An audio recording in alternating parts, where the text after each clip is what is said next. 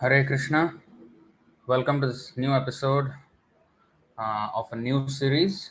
This is Articles of Vaiṣṇava Ācāryas. Um, so actually, we thought, because we have been studying scriptures like Bhagavad Gita, Bhagavatam, Chaitanya Charitamrita. Of course, we also did a series on Nectar of Instruction, Ishopanishad, and we have not done on Nectar of Devotion or Bhakti Rasamrita Sindhu, but those are scriptural classes and they will go on.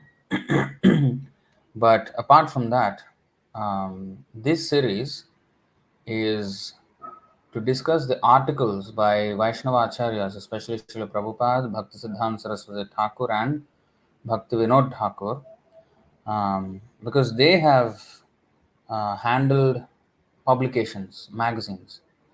So in those magazines, there are so many articles in which they address the the issues of preaching basically on different articles, independent articles, which are not particularly commentaries on you know Vedic texts like Bhagavad Gita, Bhagavatam, or even Vaishnava Smriti like Rupa Goswami's Bhakti Rasamrita Sindhu or Chaitanya Charitamrita or something like that. So these are individual articles from magazines and stuff. So we will be studying a lot of the Harmonist magazine by Bhaktisiddānta Sarasvatī Ṭhākura, and also Back to Godhead by Śrīla Prabhupāda, of course, and Śrīla Bhaktivinoda Ṭhākur's Sajjantoshini articles, which were originally in Bengali, but which have been translated into English. So these are the kinds of works that we will be studying under this series. So for today, to start off, we thought of reading through this Harmonist, Volume 1, which is June 1927 issue. And just the preface, which is not exactly written by Śrīla Bhaktisiddānta Sarasvatī Ṭhākura, but it will give us a glimpse of what was the situation like at the time when he started this and a little bit of background information. After which we will go through the first article of that first issue, which is the purpose of, or the mission of the Harmonist magazine itself, which is written by Bhaktisiddānta Sarasvatī Ṭhākura. So we will cover all of that today. All right. It's, I think, kind of three articles: preface, introduction, and mission. So that's the whole point. So I chose this screen, like my laptop screen, because later on when I go into the article itself, the preface and introduction, I will use this screen. But the article itself, because it's written in two columns, I can actually use the iPad, and which will be the vertical screen. All right, so we will say our Mangalacharan prayers and we will quickly begin. Om Namo Bhagavate Vasudevaya. Om Namo Bhagavate Vasudevaya. Om Namo Bhagavate Vasudevaya. Om Jnanatimirandhasya Jnananjanashalakaya Chakshurunmilitam Yena Tasmai Shri Gurave Namaha. Śrī Caitanya Manobhishtam Sthapitam Yena Bhutale Swayam Rupah Kada Mahyam Dadati Swapadantikam Vandeham Shri Guru Shri Yutapadakamalam Shri Gurun Vaishnavanscha Shri Rupam Sagrajatam Sahagana Raghunathanvitam Tam Sajivam Sadvaitam Savadhutam Parijana Sahitam Krishna Chaitanya Devam Shri Radha Krishna Padan Sahagana Lalita Shri Vishakhanvitamscha He Krishna Karuna Sindho Dina Bandho Jagatpate Gopesha Gopika Kanta Radha Kanta Namostute तप्त कांचन गौरांगी राधे वृंदावनेश्वरी वृषभानुसुते देवी प्रणमामि हरिप्रिये वाञ्छाकल्पतरुभ्यश्च कृपा सिन्धुभ्य एव च पतितानां पावनेभ्यो वैष्णवेभ्यो नमो नमः। नमो विष्णुपादाय कृष्णप्रेष्ठाय भूतले श्रीमते भक्तिवेदांत स्वामिनिति नामिने नमस्ते सारस्वते देवे गौरवाणी प्रचारिणे निर्विशेष शून्यवादी पाश्चात्य देशतारिणे जय श्री कृष्ण चैतन्य प्रभु नित्यानंद श्री अद्वैत गदाधर श्रीवासादि गौर भक्त वृंद Hare Krishna, Krishna Krishna, Hare Hare, Hare Rama, Rama Rama, Hare Hare. So the harmonist. So, um, as I said, I will be reading from this laptop screen, so I will not be able to see. I will not be able to see your comments live. As long as I'm doing that, once I switch to the iPad later on, then I will be able to see. So please bear with me if I cannot answer your questions right then and there.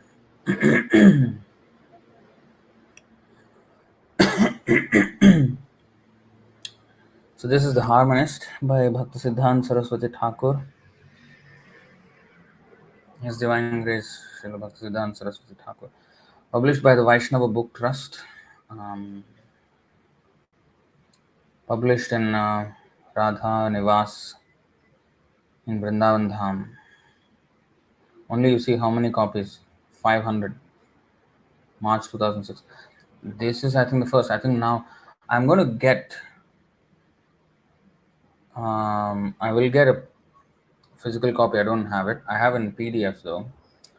So this is actually what I'm reading is from the PDF.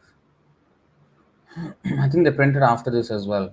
Maybe the second or third reprint or something like that. Printed by Radha Press. This Radha Press, if I'm not wrong, I think he writes in the introduction or preface, where Prabhupada wrote, printed the first Bhagavatam. When he went to America, he went with a trunk full of Bhagavatam. That's not the full Bhagavatam. He translated by then the first canto only in 3 parts. So those 3 parts, he had a few copies of that in his trunk. I think 1 or 2 trunks full of that. So those Bhagavatams were printed at Radha Press apparently. So that's where this harmonist, and he calls it harmonist as it is. Okay, yeah, harmonist as it is. Why? Because that also he explains kind of. Because after Bhaktisiddānta Sarasvatī Ṭhākura, later on, some of his disciples also had this word harmonist as their magazine name. So, to distinguish that from the original Bhaktisiddānta Sarasvatī Ṭhākura's harmonist, he termed it as harmonist as it is. Now, when I say he, it is, let's see, the name I forgot, Radha something. Radha Raman Sadhu. This is his name. I think he's, I don't know, probably Prabhupada's disciple or what? I don't know exactly. He's from Mexico, definitely from ISKCON. Maybe he defected to Gaudiya Math. I do not know all that. But, of course, there was no Mexican followers during Bhaktisiddānta Sarasvatī Ṭhākura's time, so we can understand that primarily he came into contact with this movement through Prabhupada's movement. And after that, I do not know what his stand is. So anyway, let's read preface. So I'm sorry because this font size is quite small in this. Now I'll show you why I'm using this laptop screen. So here you see this is in one column, whereas the articles later on, introduction is also in one column. This is all the life story of Bhaktisiddānta Bhaktivinoda and Prabhupada. Okay, now here's the table of contents. Okay. You see here it starts 2 columns. You can see. Okay, this is obeisance. Obeisance is 1 column. Okay, forward. You see 2 columns. So here, when we come to the forward, I think this forward is what we're going to read until forward. Preface, introduction, and forward. So here, the 2 columns. So here I can switch to iPad. So all the articles after that in the entire Harmonist are in 2 columns. So that's good. So I can use my iPad and it will be a vertical screen. So until then I have to, use this. And still, if I had used the vertical screen for this 1 column, it will be very, very small. With this layout here, with this horizontal screen, it's a bit more readable. I know it's not yet ideal, but that's all I can do. All right, so let's begin. Harmonist. Preface. If we speak, and this is not by Bhaktisiddānta Sarasvatī Ṭhākura, I guess. The preface is, I don't think, is by him. Foreword is by him. Preface and introduction are by the editors. I mean, basically the compilers of this Harmonist, as it is, series. So it ran for 8 years until the passing away of Bhaktisiddānta Sarasvatī Ṭhākura from 1927 to 1936. So the 8 years, and it was, if I'm not wrong, a monthly publication in English. Apart from this, they had a Bengali publication which is Gaudiya Weekly. So a lot of publications, a lot of magazines were being published apart from books and commentaries by Bhaktisiddānta Sarasvatī Ṭhākura. In fact, he had a Nadya Prakash daily newspaper at one point of time. So this was his primary work. He was producing literature, Vaishnava literature, and it was in such bad condition. All that will be explained in this. We will start reading first. Preface. If we speak of God as the Supreme, who is above absolutely everyone and everything known and unknown to us, we must agree that there can be only one God. Yeah, if he is absolutely above everyone and everything, there cannot be a competitor. That means he's not above that person if there is a competitor by definition. We must agree that there can be only one God.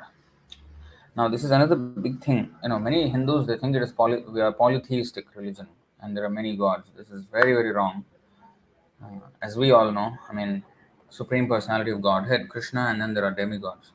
They all are not God. God is one. And polytheistic Hindus, they refer to us as Abrahamic because we profess one God theory. It's not a theory. They think we profess a one God concept, which is Abrahamic in nature. Whereas they think Hinduism is just an all-inclusive culture which everyone can practice in their own way, and then everybody. But they don't understand the purpose of the whole thing. If everybody can do whatever they want, then what is actually the purpose? Why should we stick to these things? What is the ultimate goal in that? So that is not understood by these people. And nowadays, especially, there is renaissance of modern historians and cultural warriors in the Hindu space, so to speak, in the realm of social media and also in the realm of policy making. They're making the conversations, they're sparking conversations in that, and they're trying to defend basically Sanatana Dharma, which they of course identified as Hinduism. They try to defend Hinduism, but they don't understand what they're defending. So this is a big problem. And in fact, there is a beautiful article in the volume 5 of this Harmonist magazine, which we will get to at some point of time. Maybe I will skip all the other articles and go to that eventually, and then come back to the volume 1 or something like that, because that's so important and so relevant. Because otherwise, we will be only going to it maybe years later. So, anyway, Bhaktisiddānta Sarasvatī Ṭhākura writes, the so-called tolerance that is there, that is demanded of everyone, and we have to tolerate all nonsense, untruth. In the name of toleration, everything we have to tolerate. Right? That is not correct. We cannot tolerate untruth and we cannot tolerate cruelty. So anyway, we will get to that later on, but not today. So going on, if we speak of God as a supreme, who is absolutely everyone, who is above absolutely everyone and everything, known and unknown to us, we must agree that there can be only one God. Therefore, God, or the absolute truth, is the common and main link of the whole creation. Nonetheless, and although God is one, we must also agree that being the supreme, God can also manifest as many or in the way, shape, and form that may be most pleasant or unpleasant.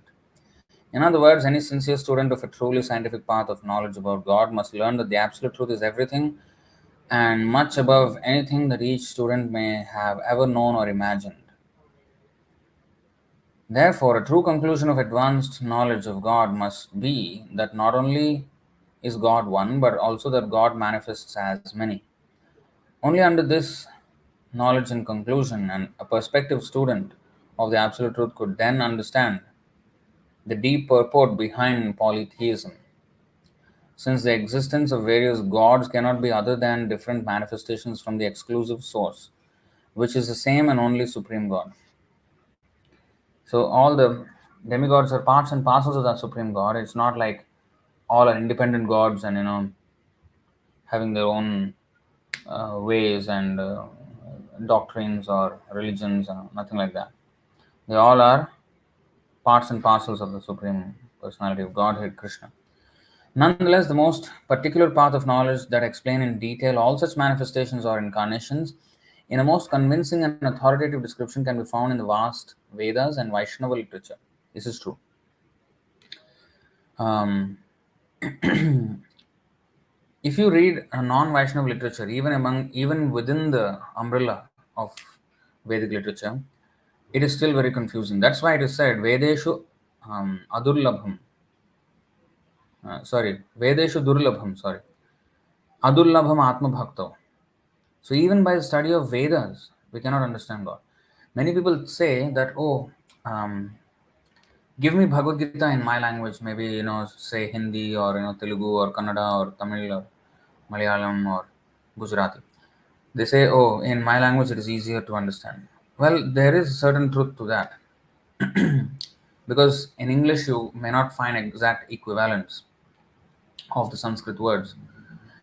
But in the hand of a pure devotee, any language, in fact, there is an interesting comment that Bhaktisiddānta Sarasvatī Ṭhākura makes, that in the foreword, that the goal of the Harmonist magazine is to preach especially in English language, because initially it was Sajjan Toshini, Bengali, in 1879 all the way till 1903 or 1904. So in Bengali it was being written, and a few English articles here and there only. But later on, Gaudiya weekly magazine took over the Bengali side of publication. So Harmonist, there is no need for it to be in Bengali, and therefore it will be in English, and that's what Bhaktisiddānta Sarasvatī Ṭhākura says. Then he says it's not even limited to just English. The whole point is to preach in all languages of all over the world, because Chaitanya Mahaprabhu said, Prithivite Achyuta Nagaradigram, Sarvatra Prachara Vaibhamoranam, including the language of the animals and plants. Look at that universal vision. Now, how is that going to manifest? I don't know. But he said it. So there's no limit to how many languages this will be presented in. But English is right now the most accepted language. And even myself, and many Indians even, because they come from different parts of India and they have their own regional languages. And when they converse together, they either do it in Hindi or mostly nowadays in English. Even the Hindi that they speak is interspersed with many English words. So I am most comfortable in English, not in my mother tongue, not in Hindi. No. So that's how somehow we've been brought up, good or for worse, for better or for worse. But that's the circumstances we live in.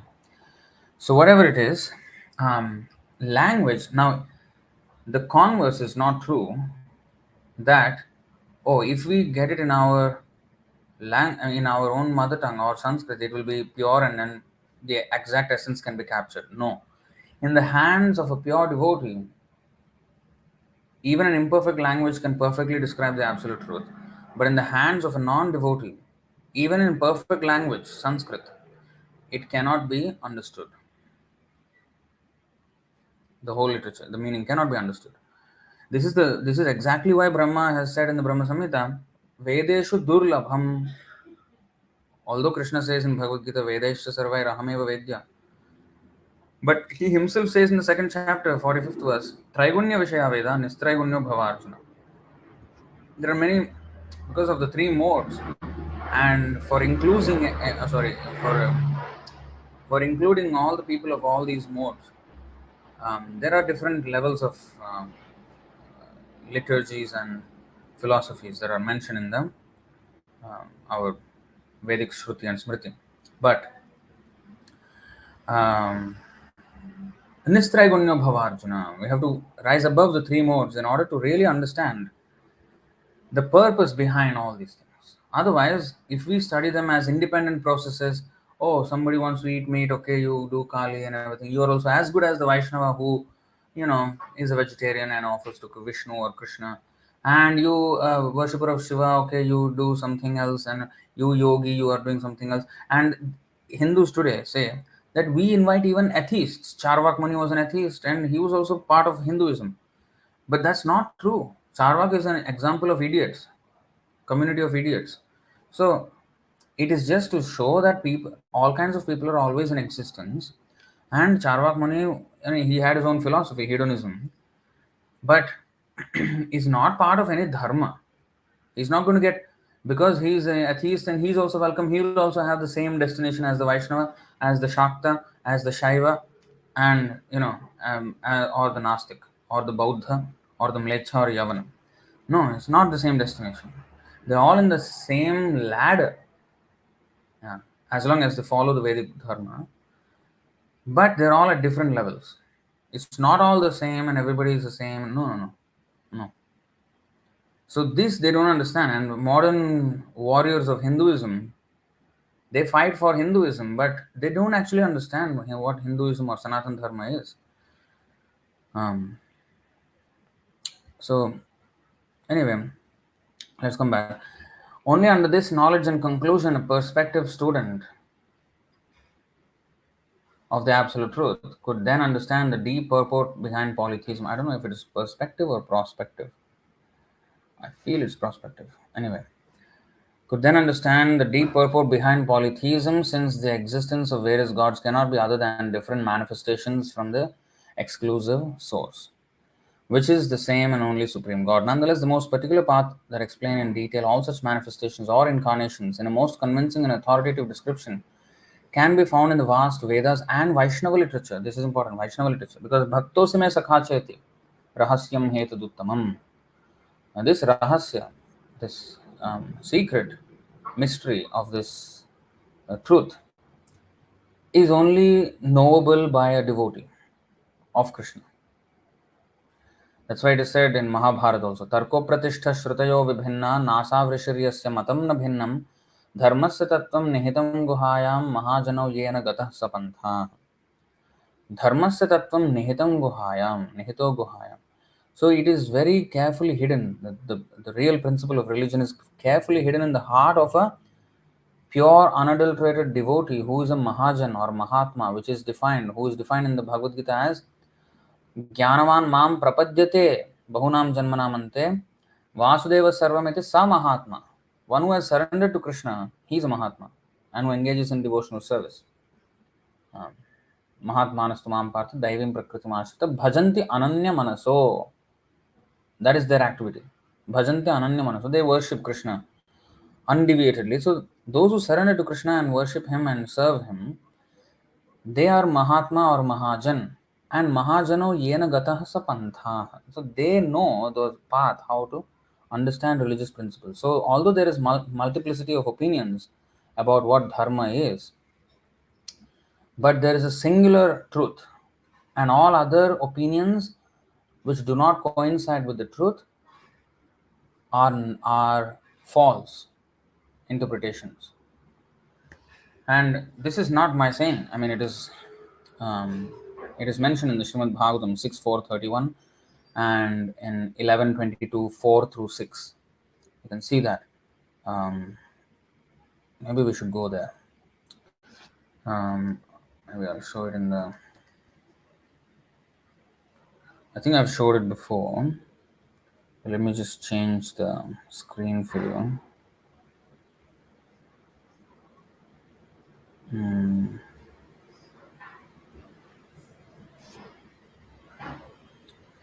So if you go here, Srimad Bhagavatam 6.4.31.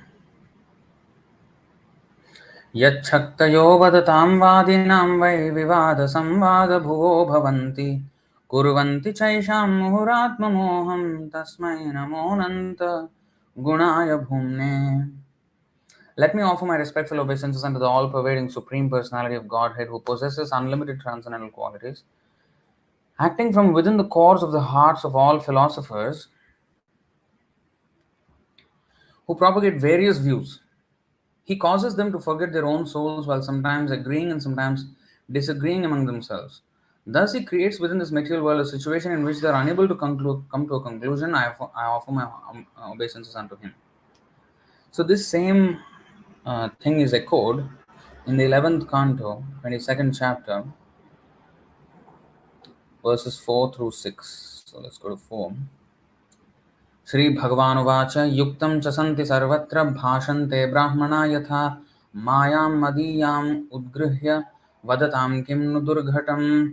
Lord Krishna replied, because all material elements are present everywhere, it is reasonable that different learned Brahmanas have analyzed them in different ways.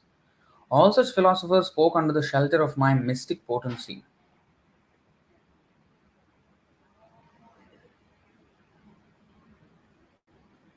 Mayam, the mystic energy, madiyam, mayam madiyam. So, resorting, udgrihya, mayam madiyam udgrihya. So, resorting to, they have taken shelter of mystic energy of Maya. Because they're under Maya, all such philosophers spoke under the shelter of my mystic potency, and thus they could say anything without contradicting the truth. Now, how can they not contradict the truth if there is multiplicity of opinions? Because that is how he sees it. That is the prism through which they see. It's the same thing they're seeing, but through different lenses, different prisms. That coloring, that tint, or that kind of lens that they have through which they see the truth,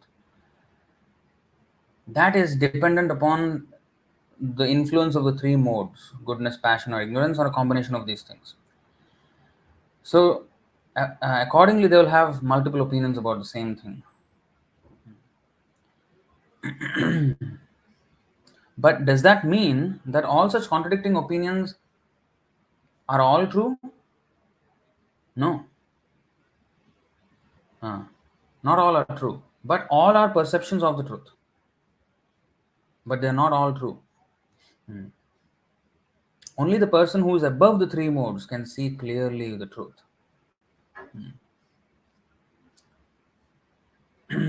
Let's look at the next verse. Naitadevam yathathatvam yadaham vachmi tattatha evam vivadatam hetum shaktayo me duratyayah. When philosophers argue, I don't choose to analyze this particular case in the same way that you have. It is simply my own insurmountable energies that are motivating their analytic disagreements. See. Yasam vyatikaradāsīd vikalpo vadatam padam prapte shamadamepyeti vadastamanushamyati. By interaction of my energies, different opinions arise. So the differences of opinions are because of his energies. But for those who have fixed their intelligence on me and control their senses, differences of perception disappear, and consequently the very cause for argument is removed. This is for the devotees. Now, like I told you this many times in the recent lectures, that these two people from America have been bugging me with some questions about Bhagavatam and modern science and this and that.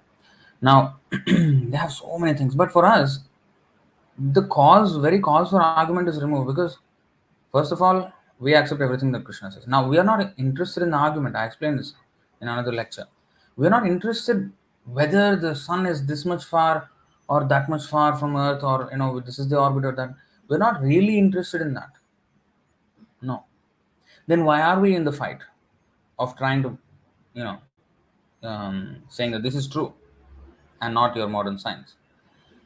Because the moment we cannot test whether the sun is this far or that far, or this is the orbit or that is the orbit or whatever.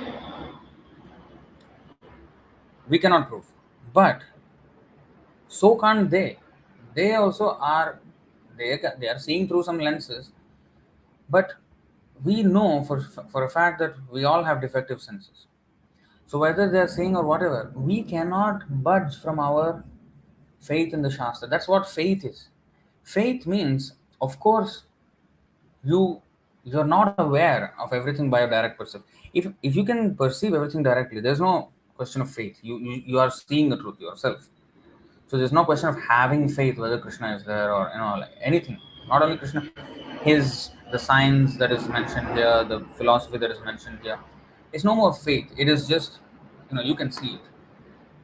But faith means inherently you can't perceive something, but you're accepting it axiomatically by hearing from someone.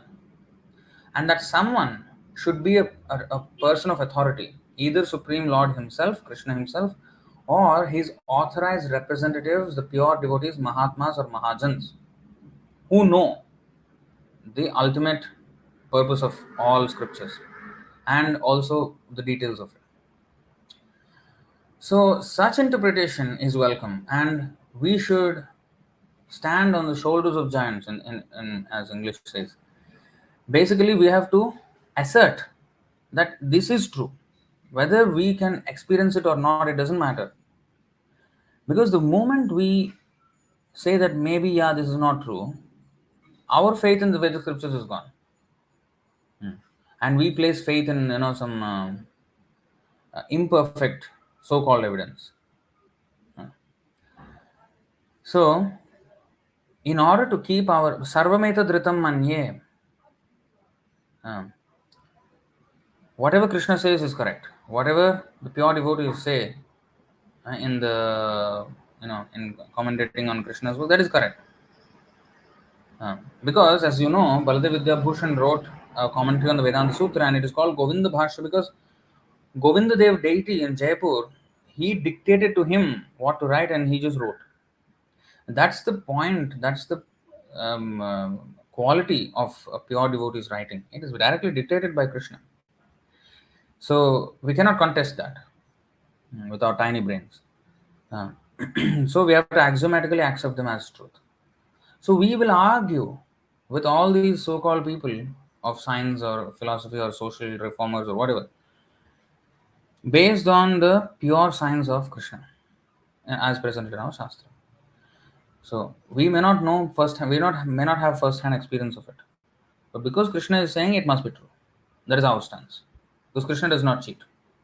If you don't accept Krishna's word, then no point. There is no point adhering to anything that Krishna says then. Why only this and not this? Then if you choose to follow this and not this, then somebody else will follow some portion of this and some portion. So everybody will choose their own thing. In other words, there will be anarchy. There's no rule. There's no authority anymore of Bhagavad Gita and the Vedic scriptures. We have to accept them in toto. Sarvameta dhritam manya yanmam vadasi Keshava. That is our thing. That is the perfect student who accepts everything that Krishna says. We cannot subject Krishna to our experience of imperfect persons. When some people say something of this world, these planes, I don't know whether you can hear the sound, it's very, very irritating. So loud. So, anyway, when people of this world say something, some of what they say may be right, and some of what they say may be wrong. That is possible for people of this world. We cannot extrapolate that nature to Krishna. No, it doesn't work. That's why Bhaktisiddānta Ṭhākura writes in the Brahma Samhita, the materialistic demeanor cannot possibly stretch to the transcendental autocrat. So, what does that mean? That means the materialistic defects that we have, the demeanor, cannot possibly stretch to the transcendental autocrat, which is Krishna. So that is the meaning of that phrase. So we cannot attribute material qualities to the Supreme Lord. So he doesn't have these things. So all these, there are so many differences of opinion, but when one becomes Krishna conscious, he becomes clear. That's why it is said in the 15th chapter of Bhagavad Gita,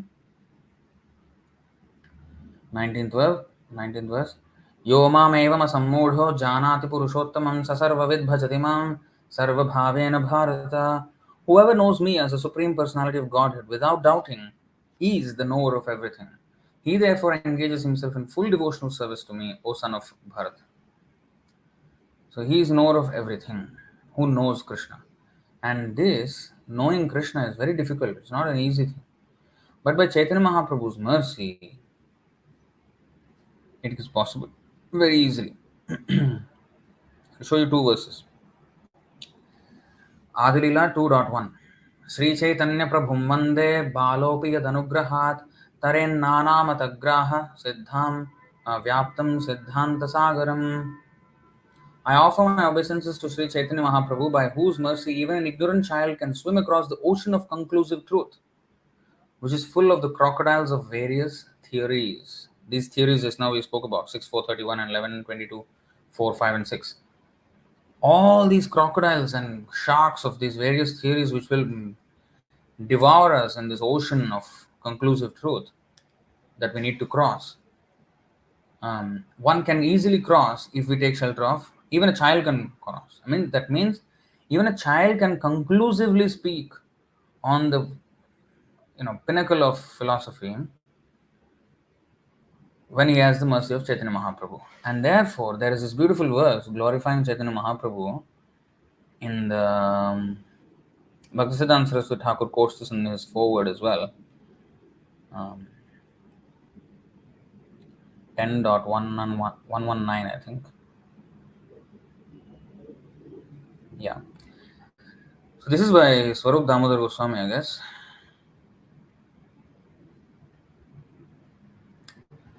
हेलोद्धूनित खेदया विशदया प्रोन्मीलदामोदया शाम्यच्छास्त्रविवादया रसदया चित्तार्पितोन्मादया शश्वद्भक्तिविनोदया समदया माधुर्यमर्यादया श्रीचैतन्यदयानिधे तव दया भूयादमन्दोदया.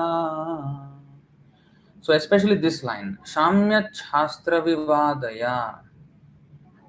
Shamyat Shastra Vivadaya. Mitigating the disagreements of revealed scriptures. So this is Chaitanya Mahaprabhu's mercy, Dayanidhe. Tavadaya Bhuyadamandodaya. Beautiful verse, beautiful verse. O ocean of mercy, Śrī Caitanya Mahāprabhu, let there be an awakening of your auspicious mercy, which easily drives away all kinds of material lamentation by making everything pure and blissful. Indeed, your mercy awakens transcendental bliss and covers all material pleasures. By your auspicious mercy, quarrels and disagreements arising among different scriptures are vanquished. Your auspicious mercy pours forth transcendental mellows and thus causes the heart to jubilate. Your mercy, which is full of joy, always stimulates devotional service and glorifies conjugal love of God. May transcendental bliss be awakened within my heart by your causeless mercy. Beautiful verse. And of course, there's a beautiful purport as well, a long purport, but I'm just going to read this first part of it, where Prabhupada says, see, Bhaktisiddānta Sarasvatī Ṭhākura explains that Śrī Caitanya Mahāprabhu, who is the most magnanimous personality of Godhead, distributes his causeless mercy in three ways to the conditioned soul. Every living entity is morose in the material world because he is always in want. He undergoes a great struggle for existence and tries to minimize his miserable condition by squeezing the utmost pleasure out of this world. But the living entity is never successful in this endeavor. While in a miserable condition, a person sometimes seeks the favor of the Supreme Personality of Godhead, but this is very difficult for materialistic people to obtain. However, when one becomes Kṛṣṇa conscious by the grace of the Lord, the fragrance of the lotus feet of the Lord expands, and in this way a materialist may gain freedom from his miseries. Actually, his mind is cleansed by his transcendental connection with the lotus feet of the Lord. At such a time, one is enlightened by the loving service of the Lord. There are many different kinds of scriptures, and by reading them, one often becomes puzzled. But when one receives the mercy of the Lord, his confusion is mitigated. See? So, in other words, even if you have Sanskrit, I feel more closer to the subject if I read it in my own mother tongue. No, your mother tongue is only like half Sanskrit if you are an Indian. Now, even if you go to Sanskrit completely, you still will not be able to understand the meaning. Because it's not in the language. It is there by the mercy of the Lord. Athapite deva padambujadvaya prasada leshanugrihita eva hi janati tattvam bhagavan mahimno nachanyeko picharan vichinvan. 10.4.29 of Srimad Bhagavatam. Brahma is saying, even by the slight mercy of Krishna's lotus feet, one will janati tattvam bhagavan mahimno. You will understand the whole truth about Krishna. If you don't have that mercy, then we cannot understand. So if you have the mercy, you will be introduced to the contact of a pure devotee. Yasya prasadat bhagavat prasado yasya prasadan nagati kuto. So, Guru Krishna prasad pai bhakti lata bij. So this is, if we have the mercy of the Lord and the Guru, then we can get the seed of devotional service, which is, first of all, a clarified understanding of who we are, who the Lord is, and what is our relationship with Him, and what is the relationship of everything with Him, everything and everyone. So that is Sambandha Gyan, and that is the seed. And then there is the program, the Abhidheya program of activities, the relative function. Why? Once we have understood the Sambandha, the relation with the Lord, our relationship with the Lord, the next thing is to act on that relation. That is called the relative function. We have to function on that platform now. So that relative function is Abhidheya. And the ultimate goal is Prayojana, love of God. And in that, more and more that activity is intensified. Bhakti. Um, Not only, okay, so but when one receives the mercy of the Lord, his confusion is mitigated. Not only are scriptural disparities resolved, but a kind of transcendental bliss is awakened, and in this way one is fully satisfied. So this is the thing. So we not only are just given, okay, all disparities solved, but we actually get a positive. Disparities being solved is like, doubts being cleared. It's just at the cusp of real, um, you know transcendental life. Transcendental life means to actually revel in the ocean of bhakti. It's far above the state of just rising above confusions. No, it is not just conviction, it is just complete absorption. So that is real bhakti. That is Shuddha Bhakti. So anyway, you can read this translation on your own. I mean this purport. 10.119 of Madhya Lila Chaitanya Charitamrita.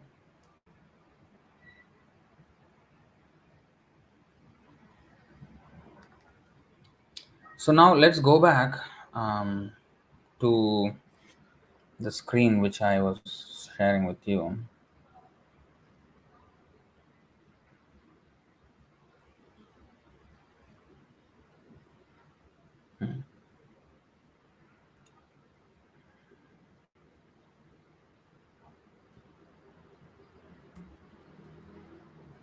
Okay. The revealed scriptures of mankind have several purposes. All bona fide sacred texts declare that God will be always besides his devotees and somehow will chastise his enemies or miscreants. All scriptures offer different kinds of references on how to follow and achieve knowledge about God, according to the different traits of a region, populace, or culture. Desha Kala Patra. God descends or either sends one of or more of his various agents. Therefore, God reveals different types of scriptures as guidance to uplift a particular group of people. The historical religious legacy, widely recognized to understand and finally love God, contain scriptures of various tenors, such as the Bhagavad Gita, the Bible, the teachings of Lord Buddha, and the Quran. Nevertheless, the most extensive information about the Supreme is to be found in the Vedas and Vaishnava literature, with its philosophical foundation on the Bhagavad Gita. This is the thing. All religions are paths to God. According to the Desha Kala Patra, particular religious systems have been, established. But if you want to find extensive information about the Supreme, because we have to understand and finally love God. Unless we sufficiently understand, we cannot really love God. So, in order to understand, we have to have sufficient information, and we should be qualified enough to access such information. So, in some cases, in other religions, other than Vedas, there is not that much information about God. Very rudimentary information. If you compare it with our Vedic information about God, is very rudimentary. And the reason is because people are not qualified enough. When those messengers or incarnations went there, they were not qualified enough to understand the full glories of God. What they could understand, that much was revealed to them. And some system was set up in which they can be slowly purified from their current state in order to understand God. So that is the whole point. But when you come to Vedas and our Vedic literature, and especially Vaishnava literature, even among Vedas, there is a lot of disparity between different literature because of the influence of the three modes. Because in some scriptures, some of the demigods are glorified, and another scripture, another demigod is glorified, and so in that way, we will not really be understanding the supremacy, who is supreme. So, but if you read collectively and under the guidance of a spiritual master, then you will understand that Krishna is supreme. Krishna also declares, and all great sages also accept that version. So it's not a self-concocted idea. So now, Vaishnava literature demonstrates that amongst the different and infinite incarnations of God, the most munificent is Śrī Caitanya Mahāprabhu. How does it demonstrate? So, in Chaitanya Charitamrita, actually, Adalila 8th chapter, this is extensively discussed. If you really want Chaitanya, दया करो विचार विचार होइबे चित्त होबे चित्त पाबे चमत्कार. I think Adi 8. I'm not showing this on screen, but maybe I can. Can I? Instead of switching screens, I can maybe show it here itself. So, meantime, I can just 8:15 if I'm not wrong. Daya karo vichar. Shri Krishna, Adalila 8.15. Shri Krishna Chaitanya Daya karo vichar, vichar korite chitte pabe chamatkar.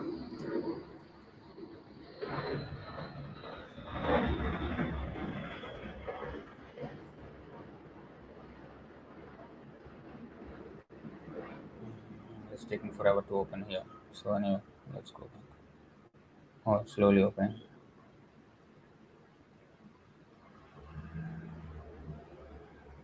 Okay, I need to still share the screen in a different way.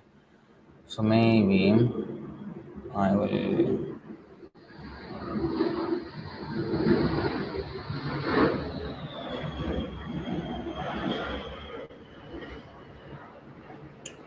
Okay, so I'll just share the whole screen. So here you can see.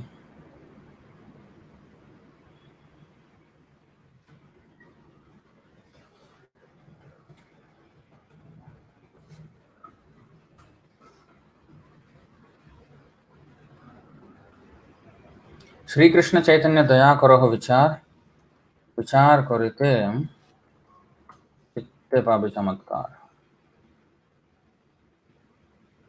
Vichar Korile Chitte Pabe Chamatkar. Here Korite, here Korile. Okay. If you are indeed interested in logic and argument, kindly apply it to the mercy of Śrī Caitanya Mahāprabhu. If you do so, you will find it to be strikingly wonderful. So this is the advice of Krishnadas Kaviraj Goswami. Now, let's go to here again. Vaishnava literature demonstrates that amongst the different and infinite incarnations of God, the most munificent is Śrī Caitanya Adi 1. Understand the glory of Radharani's love, the wonderful qualities in him that she alone relishes through her love, and the happiness she feels when she realizes the sweetness of his love. The Supreme Lord Hari, richly endowed with her emotions, appeared from the womb of Srimati Sachi Devi as the moon appeared from the ocean. So in this way, you can understand God in a very intimate way, Krishna in a very intimate way through Chaitanya Mahaprabhu. If not for him, we cannot really understand the mood of Krishna or Krishna himself, the person Krishna. So that is what is alluded to here in this paragraph.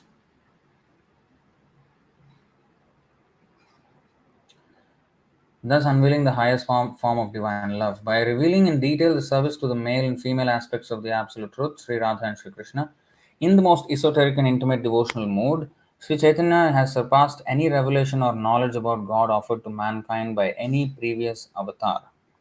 Anarpita chirat karunaya vatirna kalau. That verse, just 2 verses before, 1.4.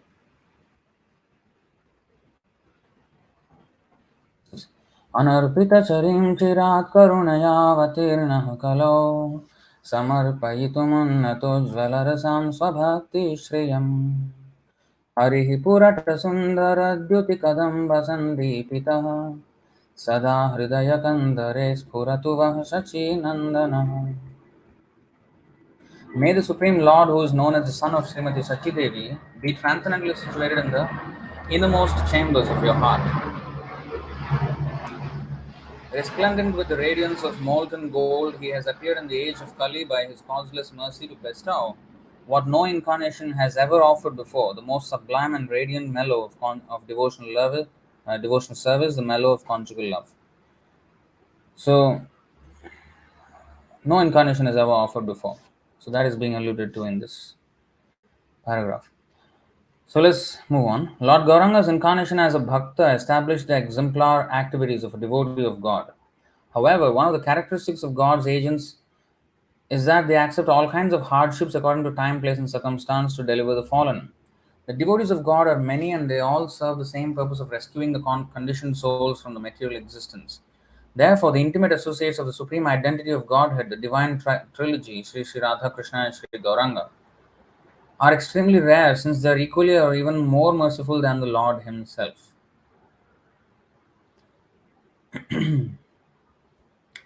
History has recorded that after having rescued the true teachings of Śrī Caitanya from unscrupulous practices, the great Vaishnava devotee Śrīla Bhaktivinoda Ṭhākura desired to spread such divine knowledge to the complete world. Under the visionary spirit of his pure devotion, Bhaktivinoda Ṭhākura was eager to extend Śrī Caitanya's gift to the rest of mankind, most particularly in the English language, because it was the most prevalent language in the world. The Vedas inform that in the present dark age of Kali, the populace becomes extremely insensitive. True. Thus prompting humanity to materialistic pursuits. Srila Bhaktivinoda Thakur could foresee that the whole world would be enchanted and engulfed by the constant contemplation of money and sense gratification. Somehow he understood that the English language would become prominent around the world. English has become the most popular language in politics and in business transactions. However, it is a language of limited capability and grammatical depth, particularly when attempting to describe the most refined sentiments. If compared with the academically accepted mother of all languages, Sanskrit, then the grammar of English falls short of describing the most refined sentiments and relationships regarding Godhead. Wow, this plane is. I don't know if it's audible for you. It's very, very loud here. It's very irritating.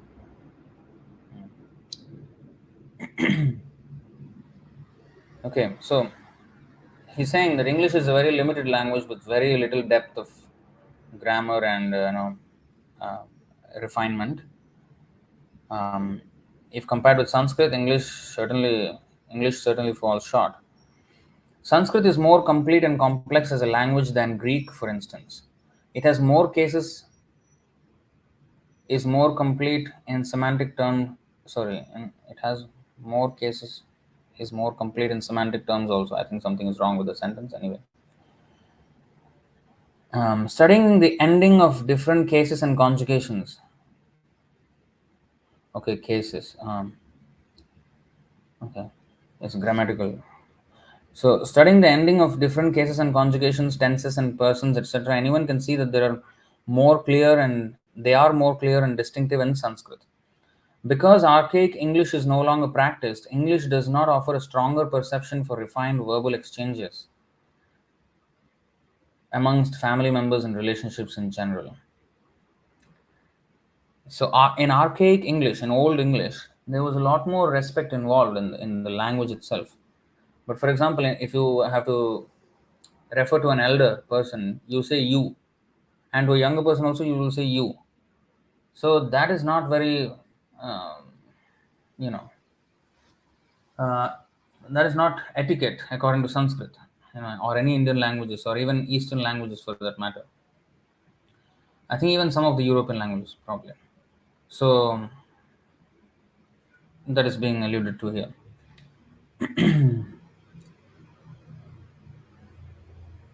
And today, it's even not even simple English. It's just SMS languages, like a lot of shortcuts and everything, all kind of.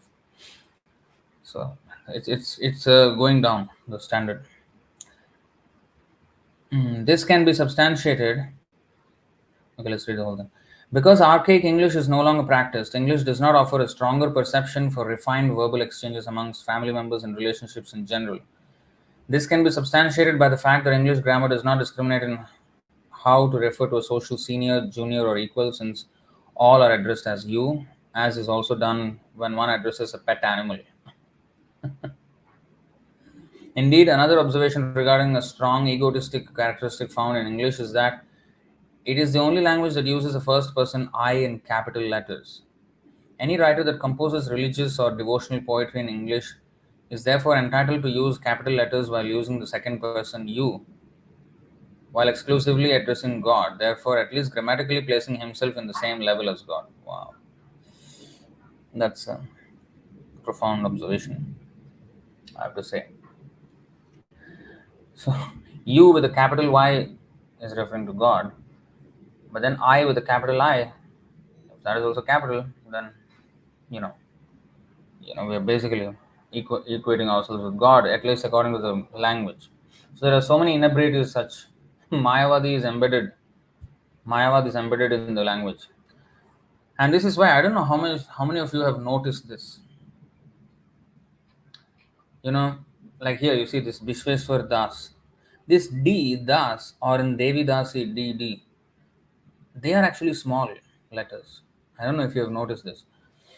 Um, like Tattvavit Das, the D or for Devi Dasi D and D, they are small letters because we're Das, we're servant, and that should not be capital. That's usually, that's the way Prabhupada's books, if you see, the Das is small. Even for Gaur Kishore Das Babaji, Gaura G is capital, Gaur Kishore is one word, Das D is small, and Babaji B is again capital. So even though it is within the name, the noun, although it kinds of breaks English rules of grammar, there is a higher consideration of servitude before Krishna, and then therefore Das, the D or Dasi, the D is always small. You know that if you observe in properly Vedic, I mean proper grammar suitable for translation of Vedic texts or this kind of texts, religious texts, especially in our Prabhupada's books, his editors, those who are knowledgeable in Sanskrit and the IAST standard that we have been using, the diacritic marks, line, dot, and all these things. So if you see, especially when there's uh, how to say, it's written in English. So whenever it is referred to das, it is D small. So many times, you can see everywhere. You will see, especially in the list of initiated names. If you go to Vedabase, there is a list of all the devotees, disciples of Prabhupada, initiated disciples list. So in that you see all the names. Das will be D small. Devidasi D small. So that's the etiquette. Although it breaks English grammatical rules, the more important point is, in fact, Acharyas like this, Prabhupada, Bhaktisiddānta Sarasvatī, Bhaktivinoda Ṭhākura, they refine the language itself to suit the description of much more elevated subjects in a much more complete and dignified manner. So they sometimes, like for example, I will tell you one more example, many examples in fact, disciplic succession. Disciplic succession is not a word of English. Disciplic is not even a word. But Prabhupada used it. So they induce, Krishna consciousness. Like, what is that phrase? It is not an English phrase. It's a phrase that Prabhupada has coined. But it's in perfect keeping with what actually our movement is. Always remember Krishna. So, Krishna consciousness. Be always conscious of Krishna. Satatam, smartavya satatam Vishnu. So, this is the point. So, the Acharyas actually elevate the language itself. So, therefore, even though English may be an imperfect language, the Acharya will have no problems in conveying the exact meaning of the scriptures through such imperfect languages. Otherwise, how would it have been possible for Chaitanya Mahaprabhu to make the animals dance in Jharkhand forest? How? How did he convince them? So, Krishna or his representatives, they can make anybody. I mean, dogs bark, tigers roar, and all kinds of animals make all kinds of stupid sounds, meaningless sounds. But in their own language, he appealed to their hearts. Of course, he did not speak their language, he just, by his will, just by his presence, they became Krishna conscious. So that is the thing. And in fact, in one of the articles, Bhaktisiddānta Sarasvatī Ṭhākura says that there has not been an example of an establishment in the material world that can completely and in complete purity propagate the teachings of Godhead or Krishna. So even a society we set up, it is not exactly perfect, because after the disappearance of such a pure devotee, it may be occupied by people of ambition, and then they may get corrupted, and the whole movement is again, how to say, again, not as illuminating as it was in the presence of the pure devotee. So organizations, they're also not absolute guarantees for carrying forward the mission, irrespective of the presence of the pure devotee. As long as the pure devotee is handling such an organization, even with all its inefficiencies or impracticalities, or what is that, inebriities, faults, it will perfectly render the Krishna consciousness to the masses. Like when Srila Prabhupada was here, there were so many things that so many things were going wrong amongst his disciples, but he guided them properly, and then he adjusted everything, and the movement was going very smoothly and increasing without any difficulty under him. But as soon as his physical departure happened, when it was the onus is on his disciples to actually carry forward the movement in its pure form, the entire onus, the entire purity of the movement rested on how sincerely his disciples carried forward his instructions. Whereas, even if they did not carry out his instructions properly in his physical presence, he could intervene and stop them and then override their actions by his own decisions. That is not happening right now. And therefore, such a glorious movement, Gaudiya Math was, and ISKCON also, but now occupied by people who are motivated by other ambitions. And therefore, the potency is lost. At least losing, it is on the wane. So, this is the thing, whether language, whether the devices, the contrivances, the methods used by the pure devotee, although they may be material, even books, for example, this Sajjantoshini magazine, this Harmonist magazine, later you will see, it was in such, the copies of the magazine were in such dilapidated conditions that one would have almost lost everything. Thanks to, persons like this Radha, what is that, his name? Radharaman Sadhu, Prabhu. If not for him, we would have not had access to this, and especially PDF format, and this can be stored in for thousands of years if given the technology is still around. So, immortalized those works. So, otherwise would have been lost with time. So, such valuable information is there, such valuable teachings are there in this magazines. So these should be preserved at all costs, with all efforts. So anyway, in in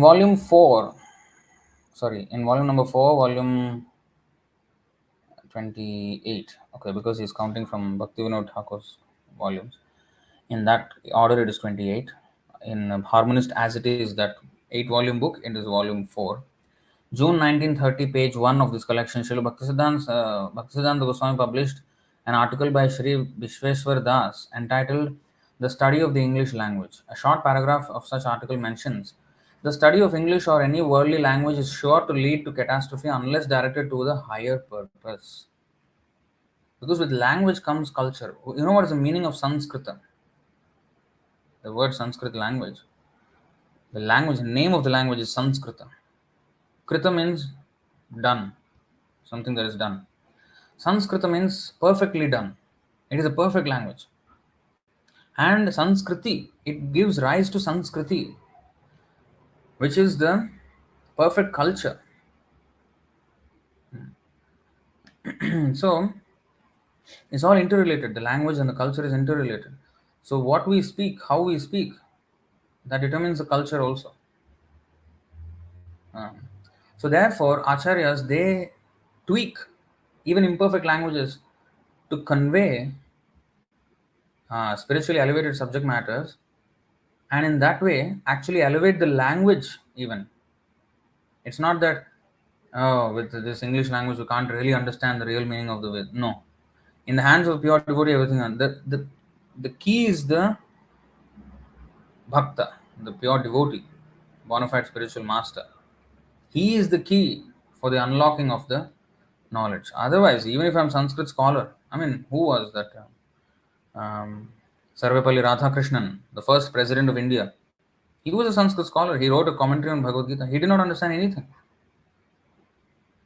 He thinks he understood. He thought he understood, but he actually his interpretation is completely off.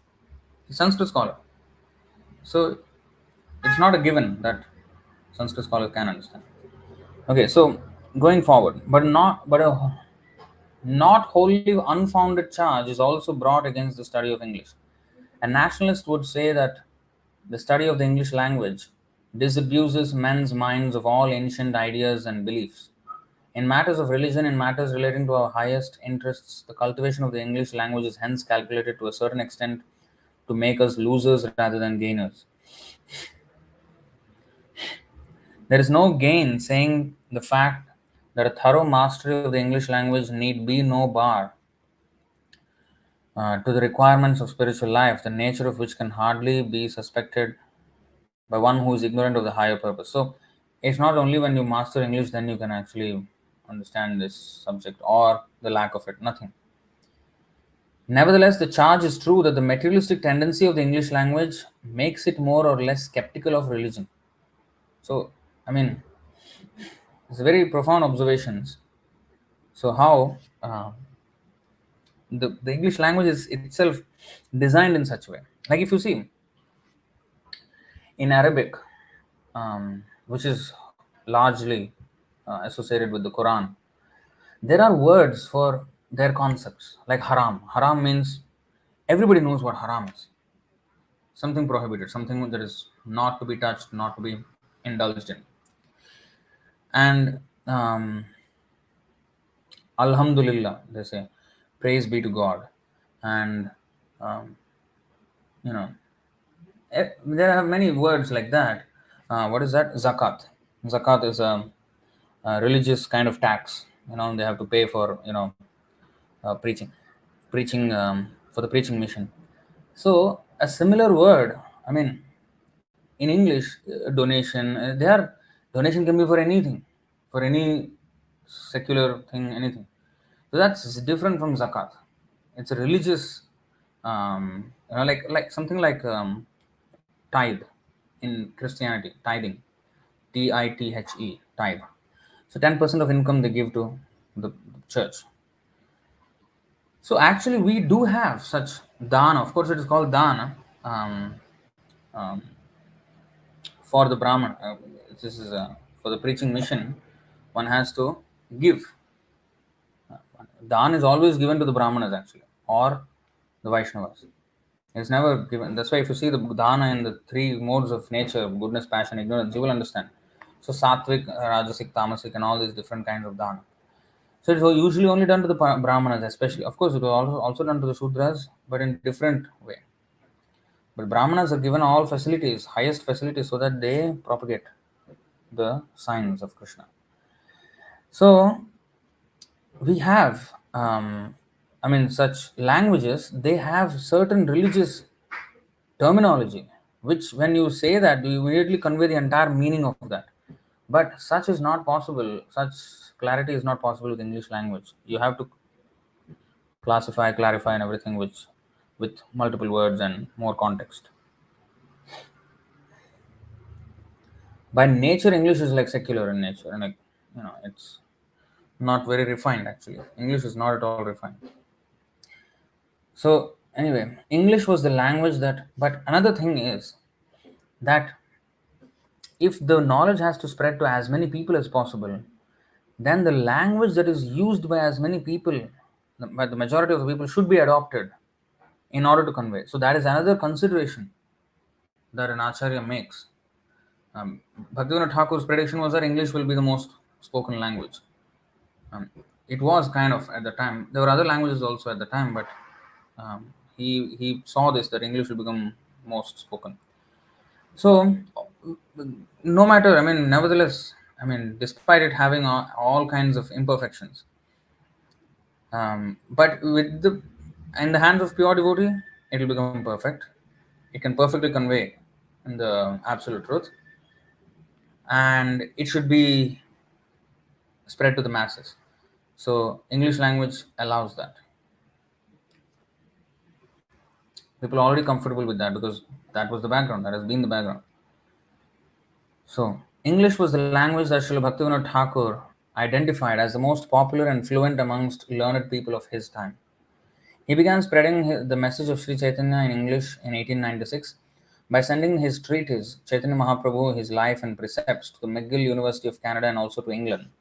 His son, Srila Bhaktisiddānta Sarasvatī, had closely seen his father's eagerness to give knowledge of Sri Gaura to the Western world. He then received the divine inspiration to pursue his father's task and began the English publication of the Harmonist magazine, which was previously published by his father in Bengali and known as Sajjana Toshani.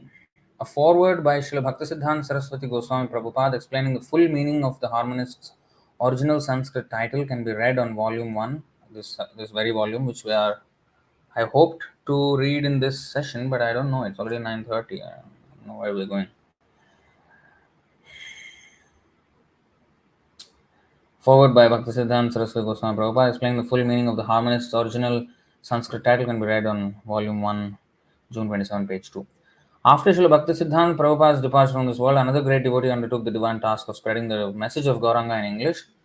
This was Srila A.C. Bhaktivedanta Swami Prabhupāda. All learned Vaishnavas have concluded that Srila A.C. Bhaktivedanta Swami Prabhupāda has bestowed his blessings upon all the world's preachers of the teachings of Śrī Caitanya by opening the path for all to spread the message in English. Also, through the agency of his beloved disciples, after his physical departure from this world in 1977, Srila Prabhupada has induced the preaching of many of his senior and junior God brothers.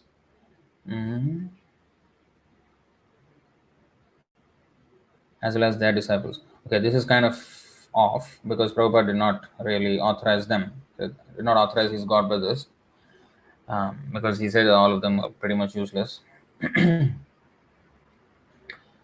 But anyway, this is a bit off. So, in actuality, the broad English publishing experience began with Srila Bhaktivedanta Swami Prabhupada expansions in the form of his beloved disciples. Okay.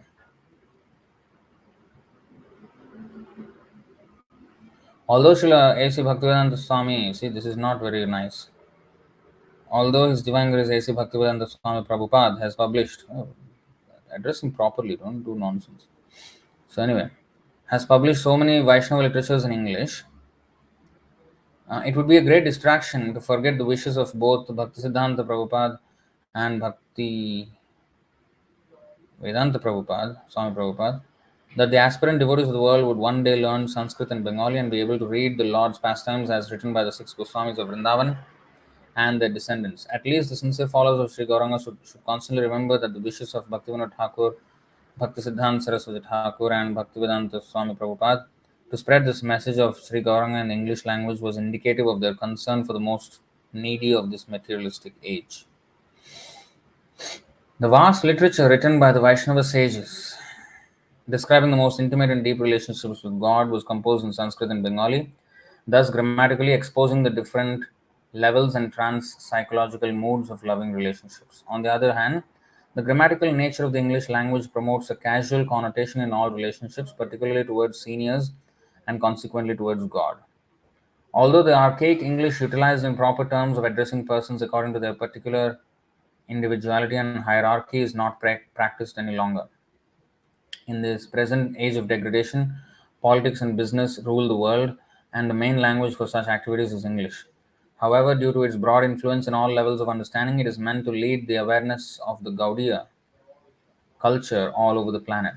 On the contrary, if persons with the knowledge of more refined languages like Sanskrit and its derivatives believe that they deserve more consideration since they can relate with God better grammatically, they surely will fall prey to false pride and lack of spiritual realization. That is also true. So, just because I know Sanskrit, I can understand God better than the person who does not understand Sanskrit.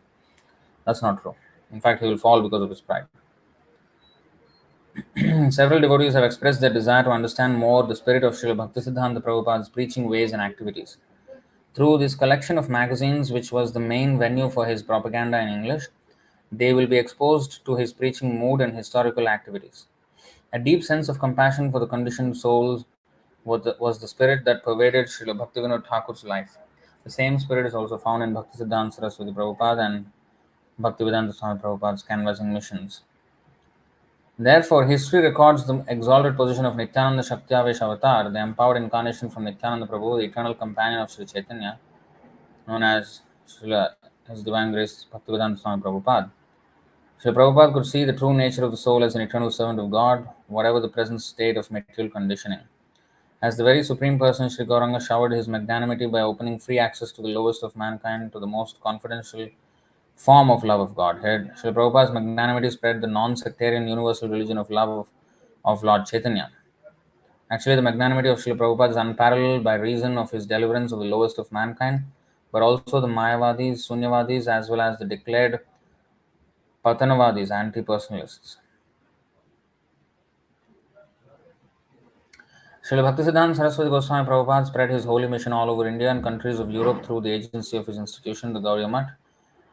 He received criticisms from most of the caste Goswami class of his time because of his offering Brahmanical initiation to persons not begotten of Brahmin families. In the same spirit of his spiritual master, Srila A.C. Bhaktivedanta Swami Prabhupada also broke open the treasure of free devotional service to the rest of the world through his International Society for Krishna Consciousness, ISKCON. Thus, Srila Prabhupada introduced the aspirant devotees to the process of Vaishnavism and how to worship the Lord on the altar, deity worship, by offering his followers due training to begin the understanding of the deepness of Vaishnava philosophy and then free access to worship on the altar, cooking for the Lord and distribute Vaishnava literature. Whether in India or elsewhere in this world, Srila Bhaktivedanta Swami Prabhupada also knew how to harmonize the teachings of Śrī Caitanya Mahāprabhu according to time, place, and circumstance. Ultimately, Srila Prabhupada can also be recognized as the most prolific harmonizer, the true harmonist of Sri Gaura's teachings around the planet. August 2005, Radharaman Sadhu, Laguna de los Labradores, I don't know how to pronounce that, Galeana, Nuevo Leon, Mexico. Introduction. So here we get a idea in this introduction, the state, how this Harmonist magazine came out to be. And from this we can understand how important it is to pay attention to these details. So whenever there is a chance, we should revive so that future generations can have access to this. And this is, we cannot thank him enough for bringing this out, right? Otherwise, we would not be having this class. And not just this class, for all time, this is now recorded and kept as archival material, and it can enlighten everyone all the time. So, introduction. It seems miraculous that the rare and dilapidated copies of the Harmonist magazine are now brought to life again with the publication of this collection. This complete collection is printed at the Radha Press in New Delhi. Radha Press is already a historic relevance for innumerable Gaudiya Vaishnavas, the followers of the incarnation of God known as Śrī Caitanya Mahāprabhu, who appeared in Gaudadesh, West Bengal, India in 1486 AD. On the same printing press, my spiritual master, the world Acharya, Srila A.C. Bhaktivedanta Swami Prabhupāda, printed his first English versions of Srimad Bhagavatam, the sweet pastimes of Lord Sri Kṛṣṇa, and his Back to Godhead magazine before departing to the USA in 1965. Back to Godhead magazines also were printed at Radha Press.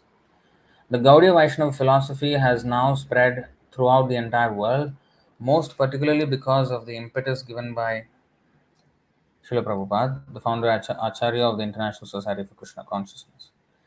Previous to this edition, a number of new magazines using the name Harmonist have appeared in the Eastern and Western world.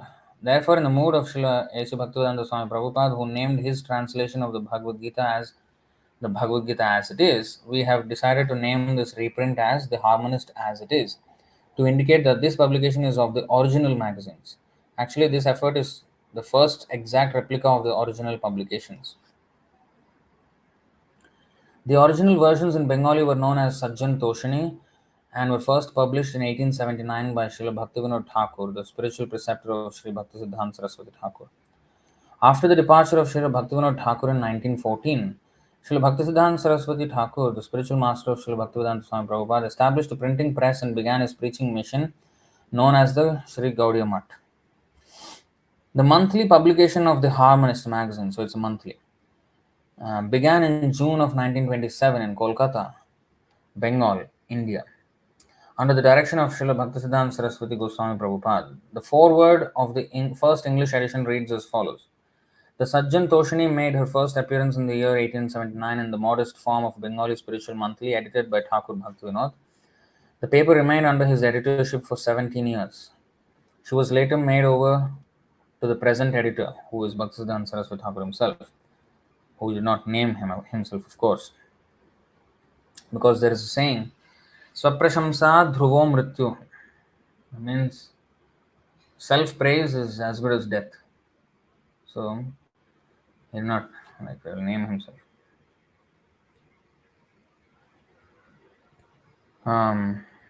The paper remained under his editorship for 17 years. She was later made over to the present editor, who conducted the paper till she attained her 24th year of publication.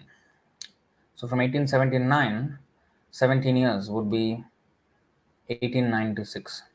So until 1896, Bhaktivinoda Ṭhākura was the editor. After that, he handed over the editorship to Bhaktisiddānta Sarasvatī Ṭhākura. From there, 1896, another 7 years, which is 1903. That is the 24th year of publication. So after that, it was stopped for some time due to various reasons. Later revived into this English version in 1927, 24 years later. Śrīla Bhaktisiddānta Sarasvatī Ṭhākura started the English version of the same publication in June of 1927, continuing until June 1936, before his departure from this world on January 1st, 1937. He continued in Roman numerals the sequential order of the original Bengali editions. Thus, the English version began as volume 25 and ended as volume 32. The full collection of the Harmonist comprises 8 volumes, and each volume contains 12 monthly magazines. To better facilitate the reader's reference, we have decided to designate each volume of the Harmonist as it is, from number 1 to number 8. In brackets, the readers will also find the Roman numerals of the original Bengali edition. To facilitate a comprehensive and easy reference to the main subjects contained in the magazines, we have compiled a simple index to each volume. The same general index was then compiled for the complete edition, which was printed as a separate booklet. Now, what is being alluded to here is 24 editions, 24 years the magazine was there in Bengali, until 1903. So the next, in English, it started in 1927, 24 years later. So the first issue of the English was started with 25 number in Roman numerals, because 24 is already finished in 1903. This is 25th. So after a gap of 24 years. But it is not that, nothing was done. For 24 years there was a stop. No, there was other magazines. Nadya Prakash newspaper was there. Gaudiya Weekly magazine was there. I think he was at one time handling 4 different publications. 4 different magazines and newspapers and like that. So that's a lot of work. A lot of work. And a lot of temple opening and so much work was going on actually.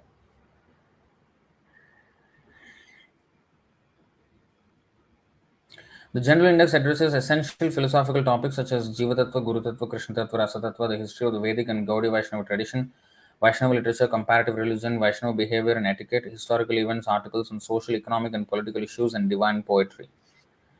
So the general index, you see each volume is so big: 430, 382, 432, 434, 470, 436, 582, and 558 pages.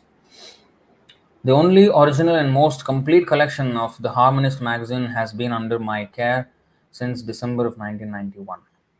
Look at that. Only he had, access to this. I mean, that's his claim. I don't know if anybody else had, but I mean, it has been rare, and so we have to be um, grateful for him to actually share this with all of us. The search and collection of the sometimes very dilapidated magazines was the painstaking and tireless task of my god brother Shripad Bhakti Pragyana Bharati Maharaj, who began collecting the editions around 1975. During 1987, while we met in Sri Vrindavan Dham, he requested me to take care of such an important treasure of the Gaudiya Vaishnava community. Because of various circumstances, I took possession of the complete collection only in 1991, recovering it from the house of a Vrajavasi and placing it in my residence at Vaishnava Khanda of Radharaman Mandir. Interesting. Since then, many godbrothers came to know about it, but in spite of several suggestions and requests, somehow none could actually come forward to promote or facilitate the printing. While holding a website for a couple of years since 2001, I advertised the upcoming publication of The Harmonist and requested contributions to such an end. However, although receiving feedback from several interested devotees, no practical or financial commitment manifested. Finally, after so many years of expectation, Divine Providence allowed me to produce the necessary finances to reprint the entire collection as it actually is. The publishing of The Harmonist as it is therefore an exact photographic reproduction of each page of such important and historic legacy of the Gaudiya Vaishnavas and indeed students of religion around the world. The Harmonist is the reservoir of all clear conclusions of the predecessor Acharyas regarding the most important philosophical subjects any aspirant devotee should know. Furthermore, this collection establishes the veracity of the English translations of important Vaishnava literature such as Jaiva Dharma and Chaitanya Bhagavat, since it contains partial translations supervised and sanctioned by Srila Bhaktisiddānta Sarasvatī Goswami Prabhupāda himself. This collection contains articles that establish perfect guidelines to practice life as a brahmachari, grihastha, vanaprastha, and sannyasi. The readers will also find spiritual guidelines on how to behave in society in general through various articles on social, economic, educational, and political subjects. Although these articles were written 70 years ago, they still maintain an amazing actuality. This is Krishna conscious literature is always relevant. The publishing of this historical literature serves as a unique transcendental reference for all Gaudiya Vaishnavas and all willing to learn about bhakti, pure devotion to the Supreme Lord. This publication is meant to reignite Gaudiya culture around the globe and is dedicated to all sincere devotees of Śrī Caitanya Mahāprabhu. I offer my heartfelt thanks to Shripad Radhantidas, who selflessly came forward with assistance and financial support to help in printing this important collection. Radharaman Sadhu, Ananda Krishnavan Radha Nivas, Sunrak Road, Madhuvan Colony, Vrindavan Dham. November 5th, 2005, the 28th anniversary of the disappearance of Jagadguru Srila A.C. Bhaktivedanta Swami Prabhupāda, founder Acharya of the International Society for Krishna Consciousness. November 2005. Interesting. That was the beginning of my Krishna consciousness in my life. And I started staying in the temple in December. November 5th, I was still in India, if I'm not wrong, on I would say semester holidays while I was still studying in Singapore here. And that was the month Sundar Prabhu's wife passed away from Prabhupada's disappearance day. This is the time. Interesting. So this is the life of Bhaktivinoda Ṭhākura. We're not going to go through this. Brief one pager of the three Acharyas, Bhaktivinoda Ṭhākura, Bhaktisiddānta Sarasvatī Ṭhākura, and finally Śrīla Prabhupada. So we're not going to go through that. 940, okay. So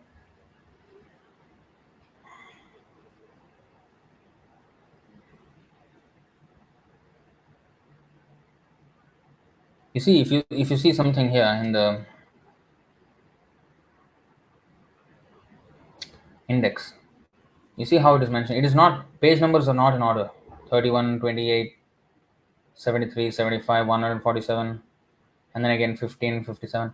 So this is not according to page numbers. This is according to the topics. Jiva Tattva, Guru Tattva, Krishna Tattva, Rasa Tattva, Vedic and Gaudiya Vaishnava history, Vaishnava literature, comparative religion, transcendental discussion, Vaishnava behavior and etiquette, historical events, divine poetry. So this is how it is arranged in this Harmonist as it is. This thing.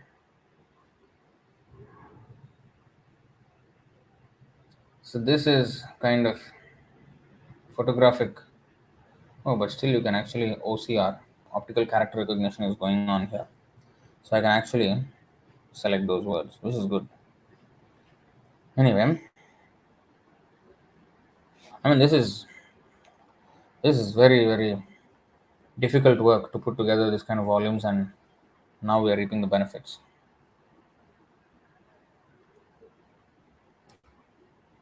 Okay, Sri Sajjantoshini, the harmonist. Obeisance. Okay, he does his. This is Mangalacharan prayers basically.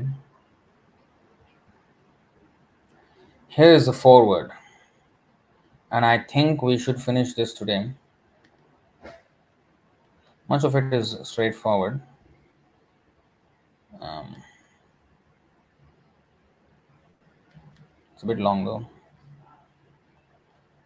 What do we do? Shall we finish this or next time? Actually, today's topic was mission of the harmonist, but ended up doing only the background knowledge of the background circumstantial knowledge of the harmonist is what we have done so far. So let me know in the comment section what do you want. Shall we continue with the forward, which will take at least an hour more? What do you say?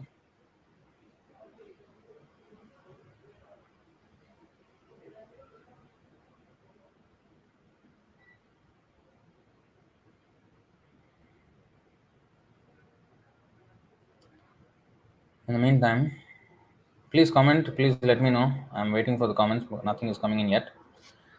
So in the meantime, I'll just answer this question. Also, tulsi leaves can be chewed or should be swallowed. Somebody is saying, Sudhanshu Kumar is saying should be swallowed. No, there's no such injunction. You can chew. What if it's a big leaf? Actually, one Mataji did this. Prabhu told me. She said, "Oh, we cannot, chew. We cannot chew and um, what is that? Make it into pieces." And she wanted to swallow, and then it was a little bit bigger, and then she choked herself. So don't be stupid. So just eat it.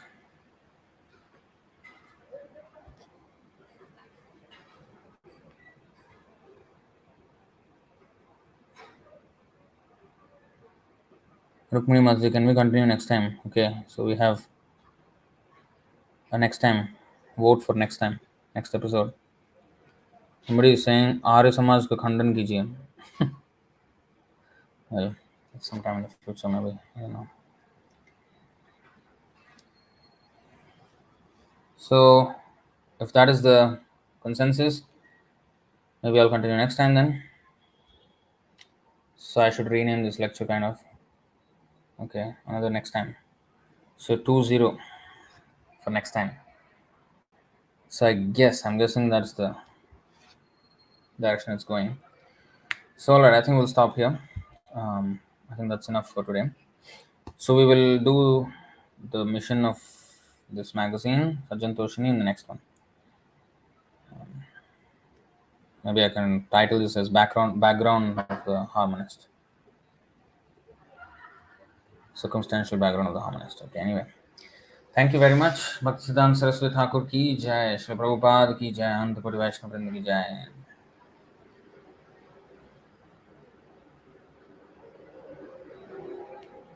This is an unrelated question. May I hear Prabhupada audiobooks from Bhaktivedanta library if I can't read? Well, I think there are audiobooks if I'm not wrong. I think krishnapath.org or something like that.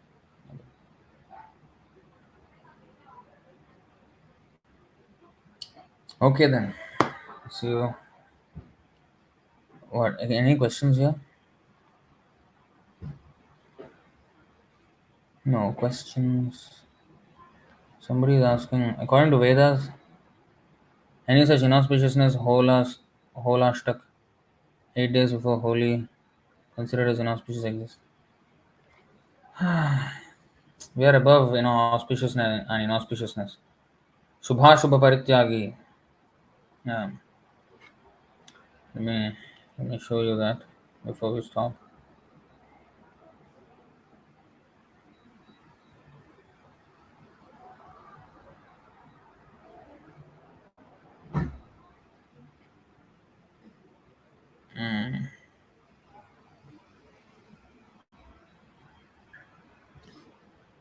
So here, Bhagavad Gita 12,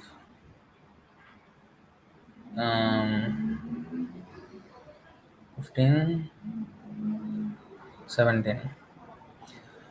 Shubha Shubha Parityagi, who renounces both auspicious and inauspicious things. What is so auspicious in this material world? Everything. But if you're Krishna consciousness, every day is auspicious. Every moment is auspicious.